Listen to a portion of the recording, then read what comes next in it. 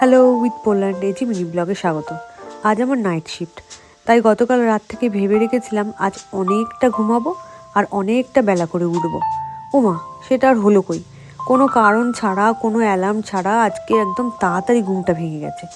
আচ্ছা, এটা কি আমার সাথেই হয় না তোমাদের সাথেও হয়? যেদিন ঘুমাবার অপশান আছে সেই দিনই তাড়াতাড়ি ঘুমটা ভেঙে যায়। কি জ্বালা না!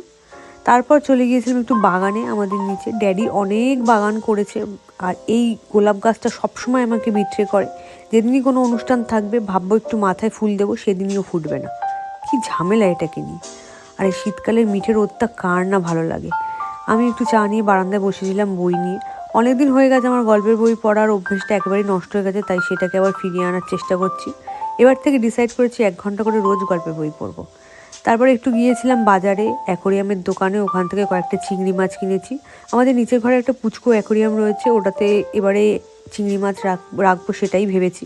সারা দুপুর ধরে অ্যাকোরিয়ামটা পরিষ্কার করে সেট করে এই চিংড়ি মাছগুলোকে রাখলাম। কেমন লাগছে অবশ্যই জানিও। দুপুরবেলা তো আর শোয়া হয়নি, বিকেলবেলা উঠে দেখলাম মামনি পাটিসাপটা করেছে, শীতের প্রথম পিঠে। আর আমাদের বাড়িতে গোপাল আছে, রাধা গোবিন্দ আছে, তাদেরকে প্রথমে নিবেদন করা হলো।